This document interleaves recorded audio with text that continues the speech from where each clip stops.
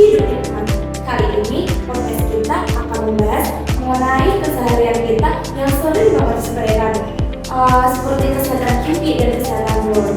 Nah, podcast kali ini saya bersama narasumber dari Poltekkes Kemenkes Semarang yang berprofesi sebagai terapis gigi dan terapis mulut. Halo Kak Febri, bagaimana kabarnya? Halo, kabarku baik. Aku senang banget nih bisa diundang di acara podcast kali ini.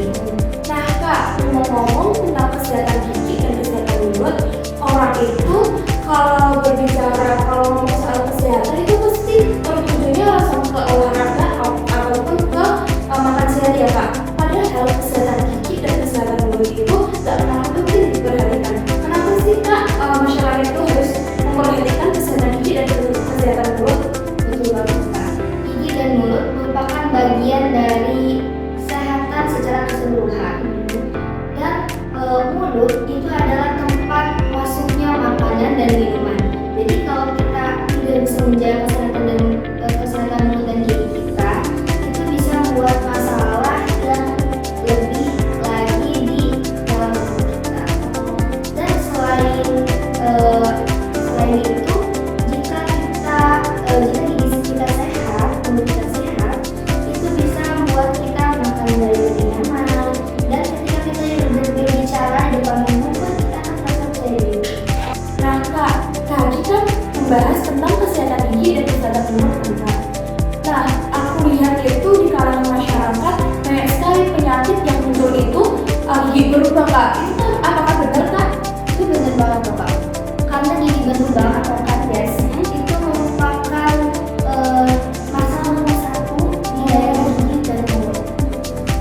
Selain itu, penyebabnya itu karena pola makan yang tinggi gula.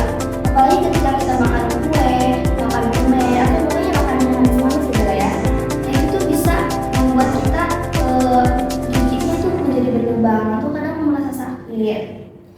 Dan selain itu bukan hanya gigi berlubang loh Kak, ada juga gusi berdarah, lalu adanya karang gigi juga.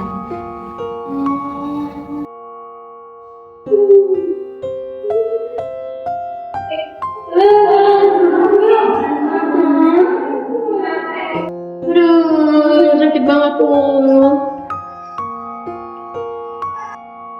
Kamu kenapa? Gini, kan gigiku kan berlubang. Terus yang di situ tuh bengkak dari kemarin. Makanya aku minta tolong kamu buat beliin obat. Tapi kok aku masih ragu ya ini obat apa ya? Kayak kalau aku tuh kayak nggak percaya sama obat ini loh. Itu kata temanku tuh bener-bener ampuh buat ini loh, ngilangin rasa nyeri, buat nyembuhin bengkakku. Makanya aku minta tolong kamu. Kalau gitu aku boleh searching dulu nggak di Google? Takutnya kalau ada bahan kimia yang bahaya gitu loh. Boleh kan? Boleh. Oke, coba ya.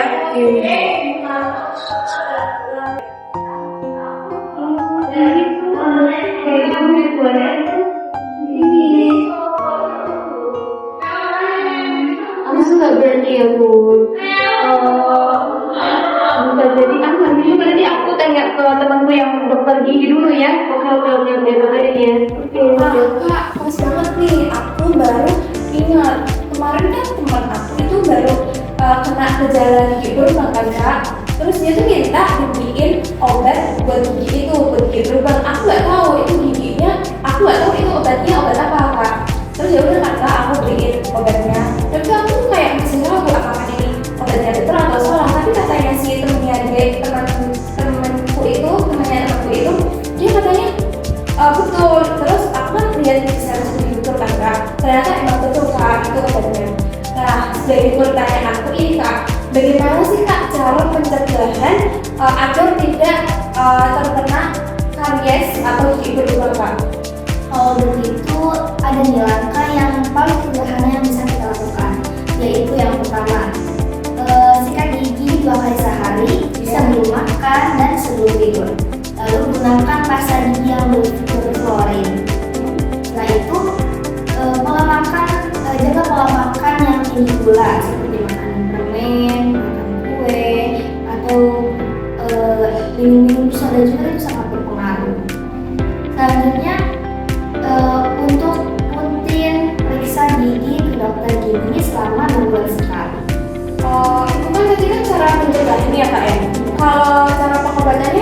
bagaimana ya kak yang udah terkena namanya gigi berlubang? Waduh, kalau udah seperti itu harus segera ke dokter gigi sih kak.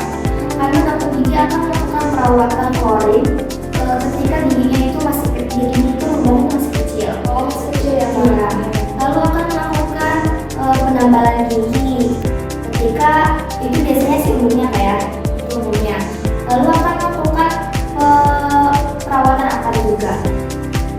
Nah kak, selain itu jika sudah perawatan gigi nggak bisa, perawatan akar nggak bisa, itu tuh salah satu solusi terakhir itu yaitu adalah pencabutan gigi. Lalu dokter gigi akan melakukan penempelan gigi palsu agar gigi itu terlihat masih utuh. Nah, ternyata menjaga kesehatan gigi dan kesehatan mulut itu tak sulit ya kak, cuma kita butuh yang namanya kebiasaan yang konsisten. Nah, untuk sobat sehat semua, jangan sakit dulu baru ke dokter ya. Ya betul banget, karena gigi sehat itu bisa membuat hidup kita terasa lebih nyaman. Untuk closing kali ini, terima kasih untuk Kak Febri sudah meluangkan waktu di podcast kami. Sampai ketemu di podcast Senyum Sehat Hidup Nikmat. Jaga senyum, jaga gigi, jaga percaya diri. See you next time.